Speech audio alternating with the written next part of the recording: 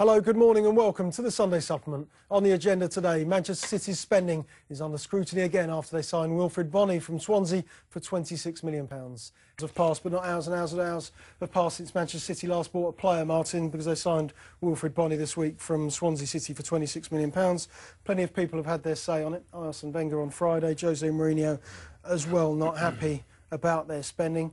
Are they breaking the rules in any way? Well, they told us last year that they were going to meet the FFP provisions. They were insistent they would meet the FFP provisions and then got fined £50 million dollars by UEFA for not meeting the FFP provisions. However, since then, they've had all the building work at the Etihad campus, which comes into the calculations.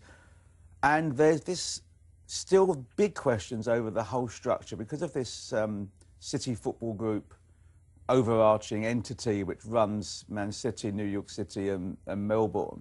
People are going to question the nature of the deals and the way they're structured and whether or not it's a way of getting round the financial rules. And you understand that because of the lack of transparency, the lack of honesty. There's no way around it.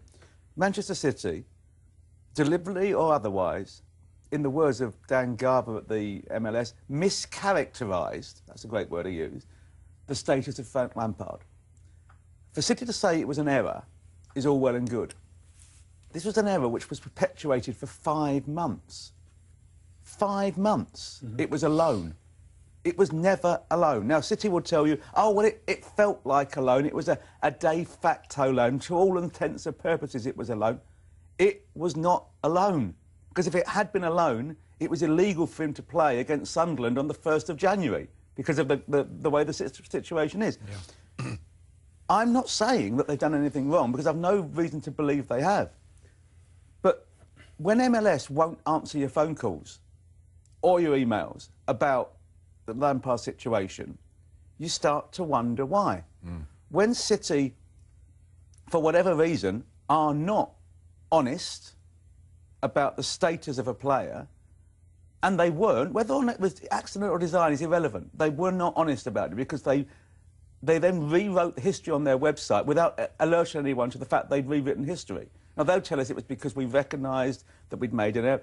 Why didn't you say, by the way, we know when we said it was a loan in August, but it actually wasn't a loan. We got it wrong. If they'd had the decency to put that out there in October or November or December, when someone must have recognised this was the situation, then you'd have a bit more willingness to listen to them. So there are these issues. But also, those who are complaining, particularly Chelsea and Arsenal, are doing it because they got the hump. Just because they got the hump, they want to stir it up because they think they might be able to find something there that would undermine City. So there's all of these things going.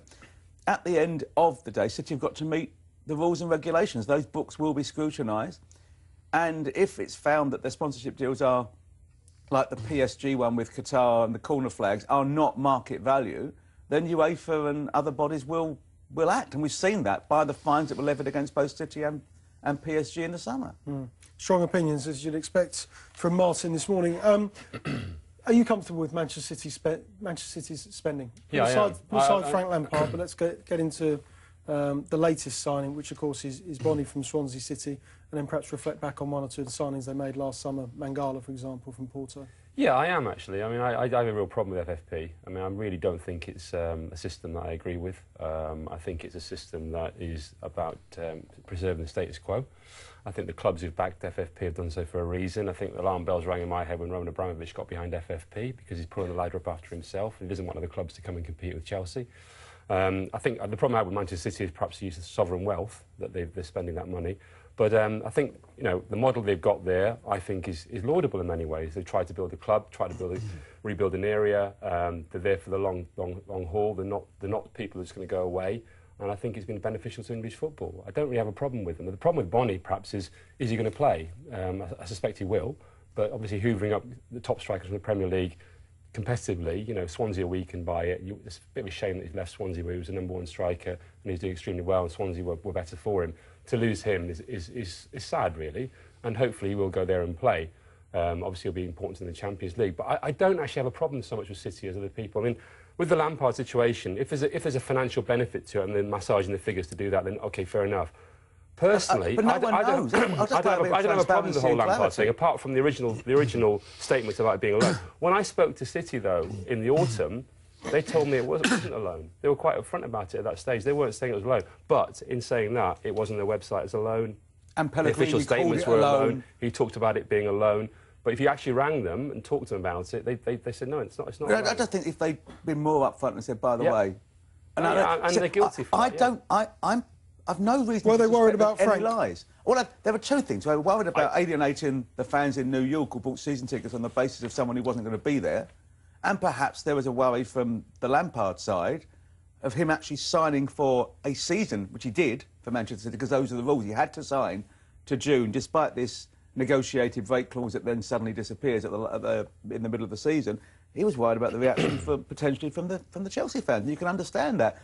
That's the problem, that it's almost as if because they were worried about things that were out with their control, they've ended up massaging the truth on issues, which makes you, just of necessity, question the veracity of other things they say. And there may be no reason to do that. It's just, why is someone... If someone's lying to you, you wonder why. You're bound to. Let's just be careful about using the word lies, Martin, because people can misinterpret things, but we should be careful about that.